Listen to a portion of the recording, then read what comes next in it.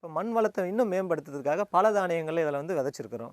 பல தானியங்கள் மீன்ஸ் பார்த்தாக்கா காராமணி, மக்காச்சோளம், கம்பு, கேழ்வரகு இந்த மாதிரி வந்து பல வகையான தானியங்கள் வந்து விதைச்சி இதில் வந்து என்ன பண்ணும் ஒரு ஒரு 45 50 நாளில் வந்து வளர்ந்த பிறகு அதை மடக்கி உழுது அந்த உழுகின்ற அந்த தழைச்சத்து வந்து ஃபுல்லாக வந்து மண்ணுக்கு வந்து நல்லா ஒரு ஊட்டமாக வந்து நமக்கு கிடைக்கும். ஒரு ஏக்கருக்கு வந்து பார்த்தாக்கா அது தூறா மாதிரி ஃபுல்லாக எல்லாம் பரவுற மாதிரி நம்ம வந்து விதைச்சிட்டு வரணும். ஒரு 20 கிலோ விதைய அதை அதை விதைச்சிட்டு விதைக்கிறதுக்கு முன்னாடியே அதை வந்து என்ன பண்ணுறோம், விதை நேர்த்தி பண்ணணும். விதை நேர்த்தி மீன்ஸ் பார்த்தாக்கா இவரின் தொலைபேசி எண் மற்றும் முழு வீடியோவுக்கு ரூபாய் 119 செலுத்தி ஜாயின் பண்ணுங்க. ஒரு மாதத்திற்கு பலதானியம் பண்ணி ஒரு 30 மூட்டை 35 மூட்டை வருதுனாக்கா, பலதானியம் பண்ணாமல் நம்ம இது பண்ணும்போது மகசூல் குறையும். அதாவது ஒரு 20 மூட்டை 18 மூட்டை 19 மூட்டை அந்த மாதிரி தான் வரும். ஏன்னா சத்து இல்லை அதில். சத்து இல்லாத நம்ம பண்ணும்போது கம்மியான விளைச்சல் தான் வரும் அதில். வணக்கம்யா. வணக்கம். உங்க பேர் ஊர் சொல்லுங்களேன். என் பேர் சுகுமார். புள்ளலூர் கிராமம், காஞ்சிபுரம் மாவட்டங்கய்யா. என்ன பண்ணிட்டு இருக்கீங்க நீங்க? இப்போ வந்து நான் வந்து இயற்கை விவசாயம் பண்ணிகிட்ருக்கேங்கய்யா. இயற்கை விவசாயம் கிட்டத்தட்ட 5 வருஷமாக வந்து நான் பண்ணிகிட்ருக்கேன். இதில் வந்து பார்த்தாக்கா சிறுதானியங்கள் பண்ணிகிட்ருக்கேன் இதில். சிறுதானியம்னு பார்த்தாக்கா உளுந்து, பச்சை பயிறு, மக்காச்சோளம், கேழ்வரகு, பாசிப்பயிறு, கொள்ளு இந்த மாதிரி பண்ணிகிட்ருக்கோம். அப்புறம் மிளகா பண்ணுறோம். நெல் வகைகளை வந்து பார்த்தாக்கா தூய மல்லி, சிவன் சம்பா, சீரக சம்பா இந்த மாதிரியான நெல் வகைகள்லாம் வந்து பண்ணிகிட்ருக்கோங்கய்யா. எங்களுக்கு தேவையான இடுபொருட்கள்லாம் வந்து நாங்களே வந்து தயார் பண்ணிடுறோம். உதாரணத்துக்கு வந்து பஞ்சகாவியா, மீன் அமிலம், ஜீவாமிர்தம், அமுத கரைசல், பத்திலை கரைசல் இது போன்ற கரைசல்கள் வந்து நாங்களே தயார் பண்ணி இடுபொருட்களாக வந்து நாங்கள் பண்ணிகிட்ருக்கோம். செலவை வந்து குறைச்சி நம்ம வந்து வருமானத்தை வந்து இன்க்ரீஸ் பண்ணுற மாதிரி இப்போ பண்ணிகிட்ருக்கோங்கய்யா. எத்தனை வருஷமா இயற்கை விவசாயம் பண்ணிட்டு இருக்கீங்க? 5 வருஷமாக பண்ணிகிட்ருக்கோங்கய்யா. அதுக்கு முன்னாடி வந்து அப்பா பண்ணிகிட்டு இருந்தார். செயற்கை விவசாயம் பண்ணிட்டு இருந்தார். அதுக்கு எங்கள் அப்பாவுக்கு முன்னாடி எங்கள் தாத்தா பண்ணிட்டு இருந்தார். ஃபுல்லாக இயற்கை விவசாயம் பண்ணிட்டு இருந்தார். இடைப்பட்ட அந்த ஒரு 30-40 வருஷத்தில் வந்து பார்த்தாக்கா எங்கள் அப்பா வந்து செயற்கை விவசாயம் பண்ணிட்டு இருந்தாங்க. அதை வந்து நம்ம வந்து ஃபுல்லாக வந்து இயற்கை விவசாயமாக வந்து மாற்றிட்டு இருக்கோங்கய்யா. எதுக்காக மாற்றினீங்க? என்ன விஷயம்னாக்கா செயற்கை விவசாயத்தில் பார்த்தாக்கா செலவினங்கள் அதிகம் ஒன்று. ரெண்டாவது வந்து மண் வளம் ஃபஸ்ட்டாப்பா இதுதான் சொல்ல வேண்டியது. மண் வளம் வந்து கெட்டு போயிடும். நிறைய யூரியா, டிஏபி, பொட்டாஷ் இந்த மாதிரி நிறைய மருந்துகள்லாம் சொல்கிறாங்க. அந்த மருந்துகள்லாம் போட்டு மண் வளத்தை வந்து கெடுத்துடுறாங்க. ஸோ ஆகையினால அந்த மண் வளத்தை வந்து மீட்டு எடுக்கணும். மண் வளமாக இருந்தால் தானே நம்ம வந்து ஆரோக்கியமான ஒரு உணவு சாப்பிட முடியும். ஸோ ஆகையினால வந்து மண் வளத்தை பெருக்கிறதுக்காக செயற்கை உரங்களை வந்து தவிர்த்துட்டு இயற்கை உரங்களை வந்து நாங்கள் பயன்படுத்துகிறோம். இப்போ மண் வளத்தை இன்னும் மேம்படுத்துறதுக்காக பல தானியங்களை இதில் வந்து விதைச்சிருக்கிறோம். பல தானியங்கள் மீன்ஸ் பார்த்தாக்கா காராமணி, மக்காச்சோளம், கம்பு, கேழ்வரகு இந்த மாதிரி வந்து பல வகையான தானியங்கள் வந்து விதைச்சி இதில் வந்து என்ன பண்ணும் ஒரு ஒரு 45 50 நாளில் வந்து வளர்ந்த பிறகு அதை மடக்கி உழுது அந்த உழுகின்ற அந்த தழைச்சத்து வந்து ஃபுல்லாக வந்து மண்ணுக்கு வந்து நல்லா ஒரு ஊட்டமாக வந்து நமக்கு கிடைக்கும்.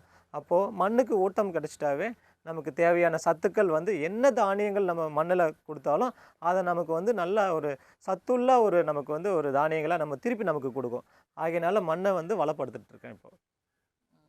இது எத்தனை ஏக்கர்ல இது பலதானியம் வச்சீங்க? பலதானியங்கள் வந்து பார்த்தாக்கா இது வந்து 15 சென்ட்டில் போட்டிருக்குங்கய்யா. மொத்தம் எத்தனை ஏக்கர்? மொத்தம் வந்து 1.5 ஏக்கருங்கய்யா. எங்களுது சொந்த லேண்டு 1.5 ஏக்கரு.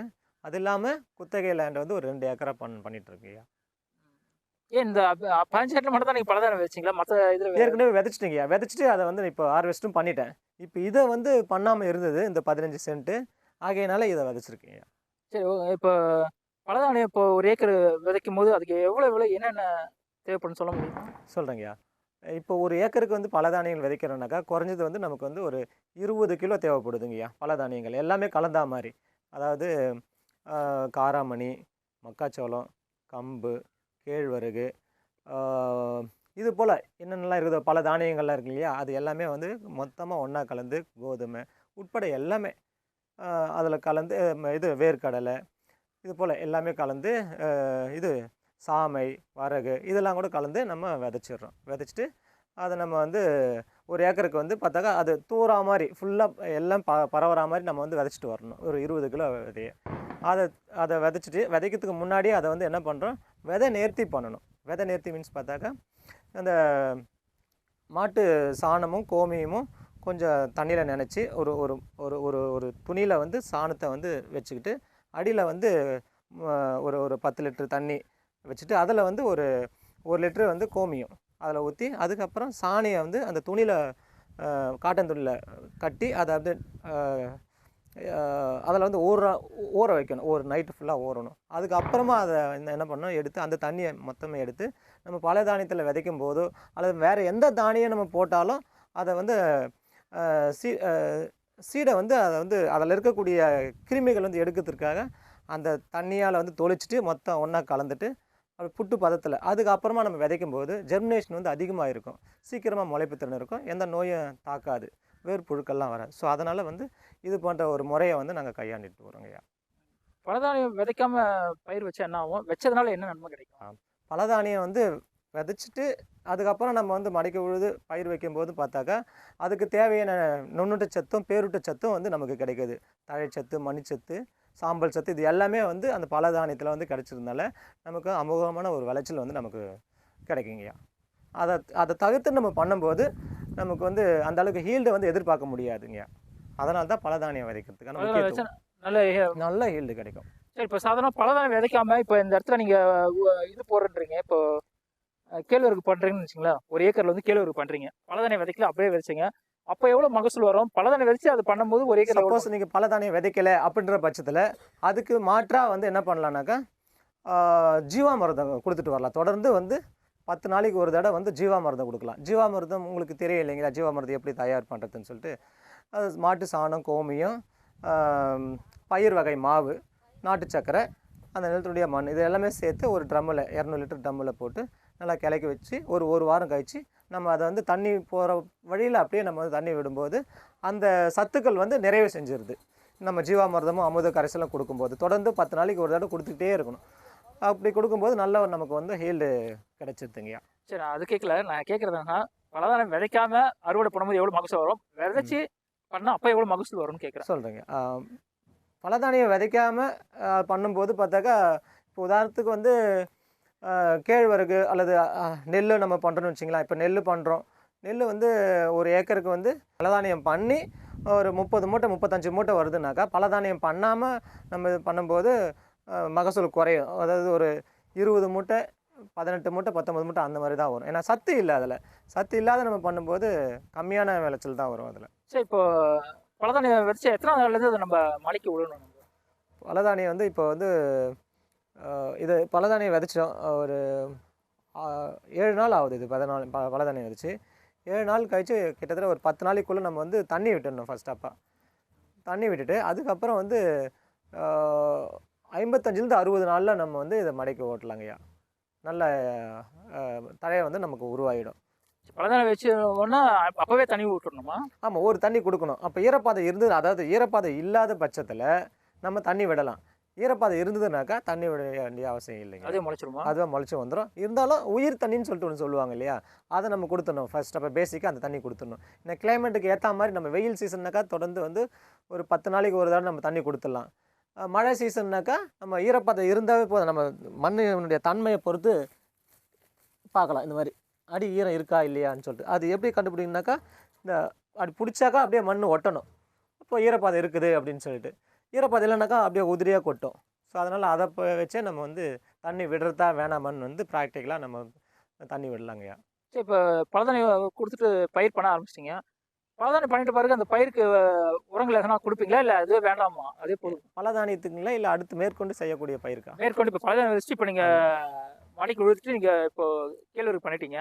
கேழ்வரகுக்கு வந்து எத்தனை நாள் பயிர்? 90 நாள் பயிர். ஆமாம், 90 நாள் அது நடுவில் 90 நாளுக்கு நடுவில் உரங்கள் எதனா கொடுப்பீங்களான்னு கேட்குறேன். அதாவது என்னென்னாக்கா ஆரம்பத்தில் வந்து பழைய தானியம் விதைச்சிட்டோம். ஆரம்பத்தில் வந்து நல்ல ஒரு பச்சை பசேல்னு வரும். அதுக்கப்புறம் அதனுடைய மகசூலை கொடுக்க நினைக்கும் போது கொஞ்சம் சத்து பற்றாக்குறையாக வரும்.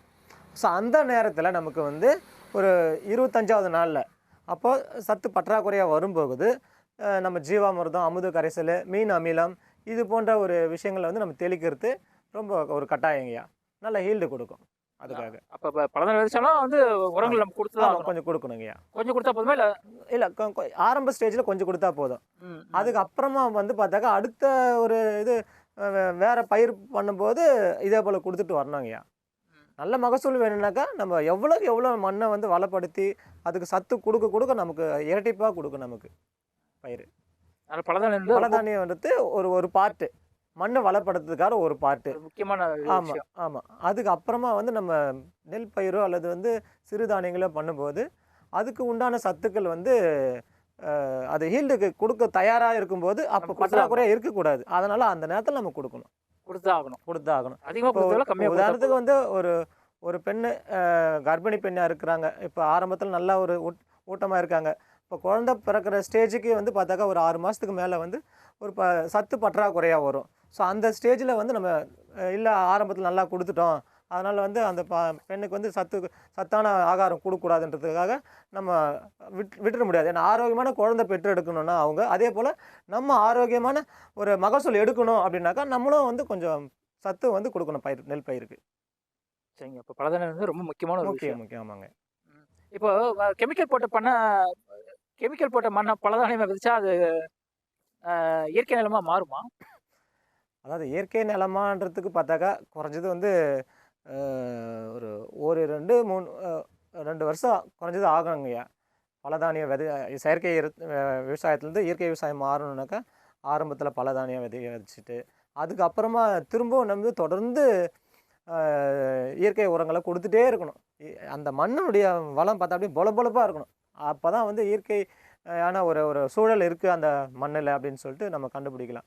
இப்போ அது வரைக்கும் நம்ம வந்து இயற்கை உரத்தை வந்து கொடுத்துட்டே இருக்கோம். அதுக்கப்புறம் நம்ம எதுவுமே கொடுக்க தேவையில்லை. நீ இயற்கை உரமும் கொடுக்க தேவையில்ல, செயற்கை உரமும் கொடுக்க தேவையில்ல. அந்த மண்ணுடைய தன்மை மாறிச்சுனாவே இப்போ காட்டில் பெரிய பெரிய காட்டிலாம் போகிறோம். அதுக்கு யாராச்சும் வந்து கெமிக்கல் உரம் போடுறாங்களா, இல்லை அதுக்கு யாராச்சும் வந்து இயற்கை உரம் பண்ணுறாங்களா? பெரிய பெரியலாம் அவ்வளோ செழிப்பாக வருது காடுகள்லாம். அப்போது காரணம் வந்து அந்த மழை அந்த அந்த இயற்கையாகவே விழக்கூடிய அந்த தழையங்கள்லாம் விழுந்து மக்கி மண்ணோட மண் இதுவாகி நல்லா உரமாயிடுது. அங்கே இருக்கக்கூடிய காடுகள் இருக்கக்கூடிய அந்த விலங்குகள்லாம் வந்து அது போடுற கழிவுகள், இயற்கையான மழையை இதெல்லாம் வந்து தண்ணி வந்து நல்லா இதெல்லாம் ஈரப்பதத்தோடு அந்த இலைகள்லாம் மண்ணை வந்து சுத்தமாக மூடிடுறாங்க. அந்த காட்டெலாம் மூடவே அந்த மண்ணை வந்து அந்த வெயில் படாமல் அப்படி மூடிட்டாவே அந்த மண் வந்து நல்ல தரமாக ஆகிப்போகுது. அந்த மண் இயற்கையான ஒரு ஆரோக்கியமான மண் ஆகிடுது. அப்போ அதுக்கு எந்த உரமும் தேவையில்லை.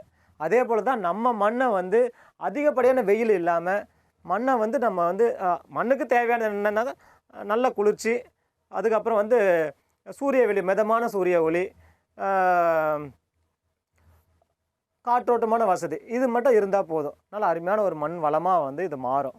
அதனால் அதுக்கு சூழலை வந்து நம்ம உருவாக்கணும். இப்போ உதாரணத்துக்கு வந்து பார்த்தாக்கா ஒரு மூடாக்குன்ற ஒரு விஷயம் வந்து கையாளுறாங்க. அந்த மூடாக்கு எதுக்குனாக்கா அந்த ஈரப்பதத்தை வந்து தக்க வைக்கிறதுக்கும், அதுக்கப்புறம் வந்து மண்ணை வளப்படுத்துறதுக்கும், நல்ல நுண்ணுயிர்கள்லாம் அதுக்குள்ளே வந்து பெருகிறதுக்காகவும் வந்து நம்ம மூடாக்குன்ற ஒரு போர்வை ஒன்று கொடுக்குறோம். ஸோ அது ரொம்ப முக்கியம்.